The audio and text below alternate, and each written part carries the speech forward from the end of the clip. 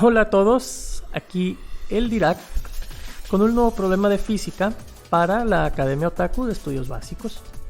Y ahora nos vamos a encargar de este problema que yo encuentro bastante interesante, que es el problema del péndulo doble. Es un problema clásico de la mecánica analítica y aparece cuando uno empieza a estudiar la formulación lagrangiana de la mecánica. Y es particularmente interesante porque dentro del mundo de los problemas es uno que desde el punto de vista de la formulación de Newton pues es muy complicado, pero utilizando la formulación de Lagrange pues se vuelve bastante más sencillo.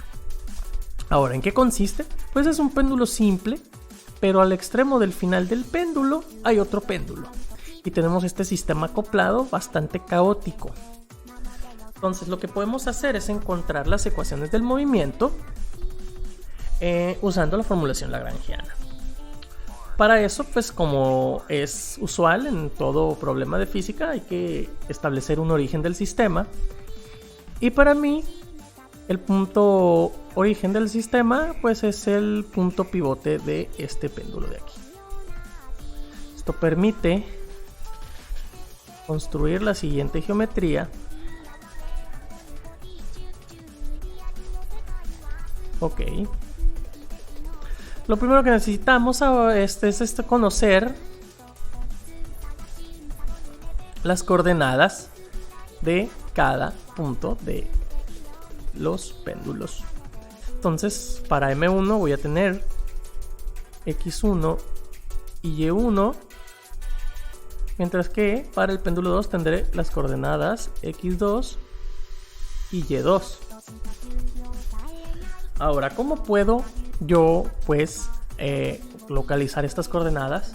Voy a utilizar la ayuda de estos dos ángulos que se forman aquí. Este ángulo de aquí es θ1 y este ángulo de acá será θ2. Así yo sé que esta distancia corresponde a Y1 y esta distancia corresponde a X1, mientras que esta de acá corresponde a Y2 y esta de aquí correspondería a X2. Y usando la trigonometría y con ayuda de estos dos ángulos, puedo ver para el primer péndulo que X se comporta de esta manera. L1 seno de θ1, mientras que Y1 es L1 coseno de θ1. Pero aquí yo le pondré un negativo. ¿Por qué? Porque estamos trabajando por debajo de la línea del origen. Así, movimientos que ocurran debajo de la línea serán negativos, mientras que los positivos estarán por encima. De esta forma podemos ver que X2 es simplemente la contribución de X1 con el cateto opuesto que se formará con este ángulo, que sería este también de aquí, para localizarlo acá, θ2. Entonces esto es L1 seno de θ1 más L2 seno de θ2. Similarmente para Y2,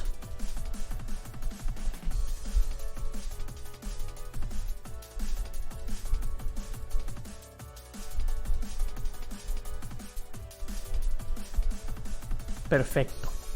Teniendo esto, el siguiente paso pues es obtener las velocidades. ¿Y cómo obtengo las velocidades? Pues simplemente derivando con respecto al tiempo.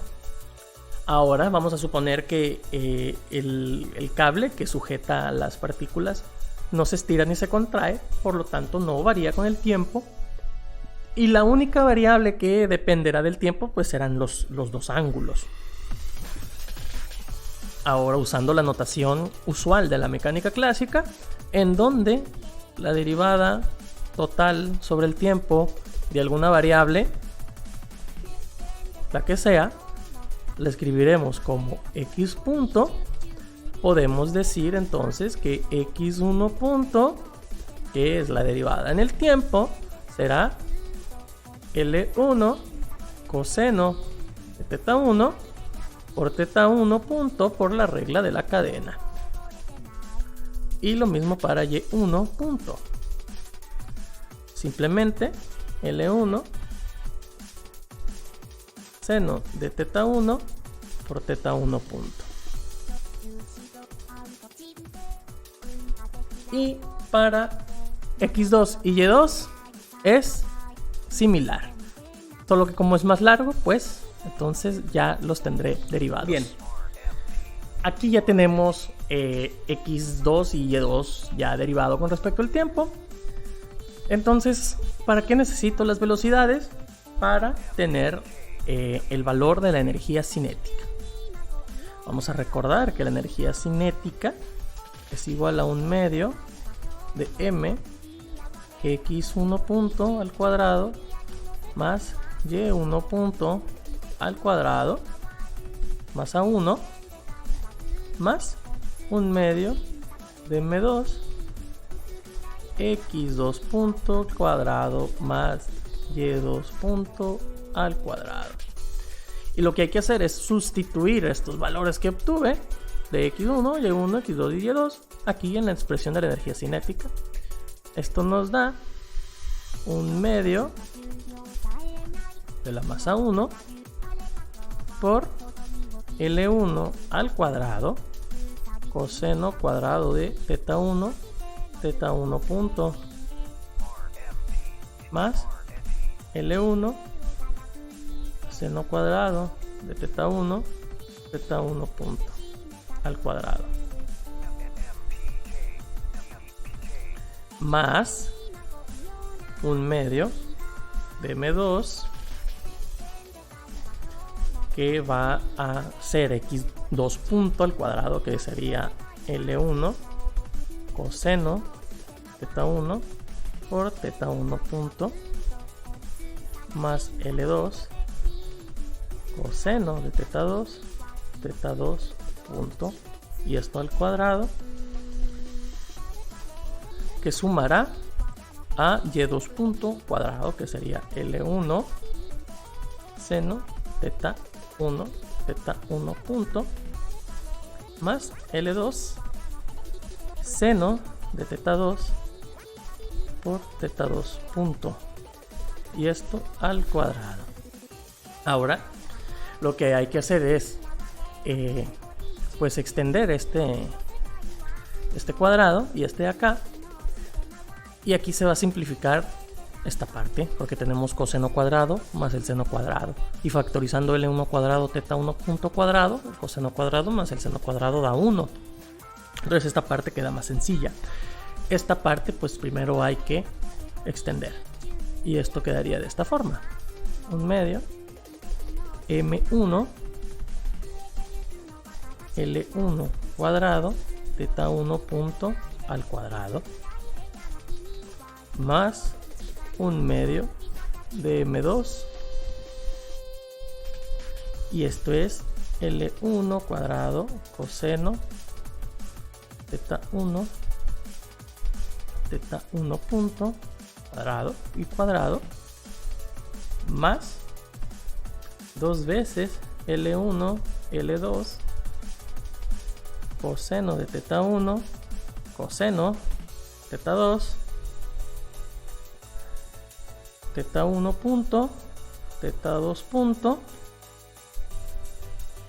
más L2 al cuadrado coseno cuadrado de teta 2 por teta 2 punto, y similar para el otro, pero ahora con el seno.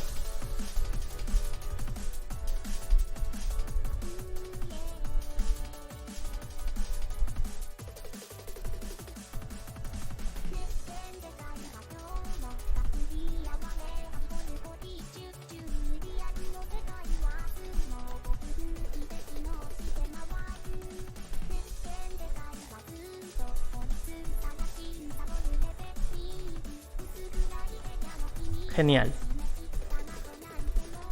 Ya teniendo esto, no queda más que pues simplificar lo que se pueda simplificar. Y por fortuna se pueden simplificar varias cositas. Por ejemplo, aquí tenemos un coseno de teta 1 cuadrado, mientras aquí tenemos seno cuadrado de teta 1, en donde podemos, igual que acá, factorizar m1 y L1 cuadrada y teta 1 cuadrada, punto. Y lo mismo para coseno cuadrado de teta 2 y seno cuadrado de teta 2. Y por otra parte, hay una relación trigonométrica entre la resta de ángulos, en el que coseno de teta 1 menos teta 2 es coseno de teta 1 multiplicando a coseno de teta 2 y sumando a seno de teta 1 y seno de teta 2. Por lo tanto, la energía cinética se puede simplificar simplemente como un medio de m1 L1 cuadrada teta 1 punto al cuadrado más un medio de m2 que multiplicará a L1 cuadrado teta 1 punto cuadrado más L2 cuadrada teta 2 punto al cuadrado más 2 veces L1 L2 coseno de teta 1 menos teta 2 que multiplica a teta 1 punto y a teta 2 punto. Perfecto, ya tenemos la expresión para la energía cinética. Necesitamos también la expresión para la energía potencial, la cual es simplemente más sencilla. Es M1 GY1 más M2 GY2. Y esto es bien fácil. M1 G menos L1 coseno de teta 1 más M2 G menos L1 coseno de teta 1 menos L2 coseno de teta 2. Y esta es nuestra expresión para la energía potencial. Así podemos entonces definir nuestra función lagrangiana como simplemente L igual a K menos U, la energía cinética, menos la energía potencial. Y pues simplemente es la resta de estas dos funciones de aquí. Aquí lo que hice fue organizar los términos de teta 1 y teta 2 para que me quedaran más fáciles a la hora de calcular lo siguiente, que son los términos de las ecuaciones de Euler-Lagrange. Para recordar, las ecuaciones de Euler-Lagrange son de la forma siguiente, en donde vamos a tener la parcial del lagrangiano con respecto a teta punto, y esto debería ser igual a la parcial del lagrangiano con respecto a teta. Entonces pues hay que calcular cada uno de estos términos. Vamos a tener un conjunto de dos ecuaciones, una para teta 1 y una para teta 2, y esas serán mis ecuaciones del movimiento. Y a partir de esas ecuaciones es como vamos a poder determinar cómo este sistema se va a mover a lo largo del tiempo. Bien, entonces vamos a obtener la ecuación de Euler-Lagrange para teta 1. En el primer término es la parcial del lagrangiano con respecto a teta 1. Aquí todo lo que no sea teta 1 se comportará como una constante. Es decir que este término no depende explícitamente de teta 1, este término tampoco, este de acá tampoco, pero este y este de aquí sí. Entonces simplemente derivamos con respecto a teta 1 ambos. Y nos quedaría menos 2 veces L1, L2, M2, seno de teta 1 menos teta 2. Y esto esta vez estará multiplicando a teta 1 punto y a teta 2 punto. Y el siguiente término es menos M1 más M2 L1 G seno de teta 1. Y este es este término. El siguiente término pues es ahora la parcial con respecto a teta 1 punto. Aquí todo lo que no sea teta 1 punto se comportará como constante. Eso quiere decir que los únicos términos que importarían serían el primero y el tercero, que involucran a θ1 punto. Entonces esto quedaría m1 más m2 L1 cuadrada θ1 punto más 2 veces L1 L2 m2 coseno de θ1 menos θ2 θ2 punto. Y ahora esto último que acabamos de calcular, pues le sacaremos la derivada total. En una derivada total, todo lo que dependa del tiempo, ya sea explícitamente o no, va a ser derivado. Y lo que depende del tiempo es θ1 punto, θ1 y θ2 y θ2 punto. Entonces todo debe de ser derivado con respecto al tiempo. Chéquense bien, el primer término es fácil. Es simplemente m1 más m2 L1 al cuadrado. Y la segunda derivada en el tiempo de θ1, que se escribe simplemente θ2 puntos. Ahora, este término involucra el producto de dos funciones que dependen del tiempo, entonces hay que hacer la regla del producto.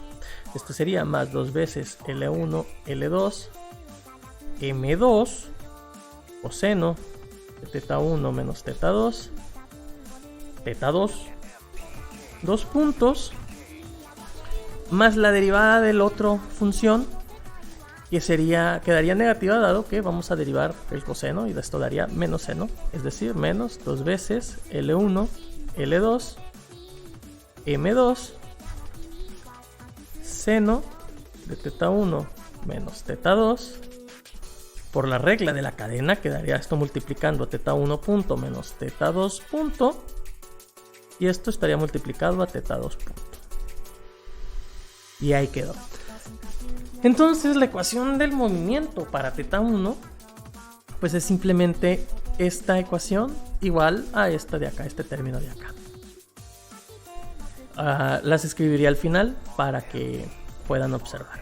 Ahora, pues calcular la ecuación del movimiento para θ2 pues es un proceso similar. Entonces lo voy a hacer y ahorita van a ver cómo queda. Pues así quedarían los términos para encontrar la ecuación del movimiento de θ2. Como se ve, pues es de forma muy similar a θ1, a la ecuación de θ1, pero pues ahora con θ2. Entonces pues ya con estos términos calculados pues podemos ver de forma explícita cómo serían las ecuaciones del movimiento tanto para θ1 como para θ2. Entonces pues vamos a verlas. Pues entonces estas dos son las ecuaciones de forma explícita para θ1 y para θ2. Pues como se puede ver son ecuaciones muy complicadas, están altamente acopladas, lo que nos va a dar un sistema muy caótico. Es decir que este sistema pues no va a tener una solución general para cualquier masa, cualquier condición inicial. Pero pues muchas aproximaciones pueden hacerse para pues obtener resultados. Por ejemplo, resultados para ángulos pequeños. ¿Qué ocurre cuando L1 y L2 son iguales y la masa 1 y la masa 2 son iguales? Pues se obtienen simplificaciones del modelo. Pero en general, el péndulo doble pues es un problema muy complicado que en mecánica newtoniana pues nos hubiera tomado al menos el doble de tiempo resolver para encontrar estas ecuaciones. Y es interesante pues porque nos muestra pues el poder que tiene la formulación lagrangiana para ciertos sistemas, sobre todo estos sistemas de alto acoplamiento. Pues entonces eso es todo, el problema del péndulo doble ha quedado solucionado en términos de las ecuaciones del movimiento y pues uno puede ya resolverlas numéricamente o con cualquier método que uno crea conveniente y así encontrar la posición final dado cierto tiempo de los péndulos. Eso es todo, amigos, muchas gracias a todos los que vieron y pues si les ha servido de ayuda pues me gustaría que dejaran su like si es que lo han encontrado útil. Pues me despido, soy su administrador El Dirac y estén al pendiente de las publicaciones de la Academia Otaku de Estudios Básicos porque habrá más problemas, más explicaciones y más contenido en general.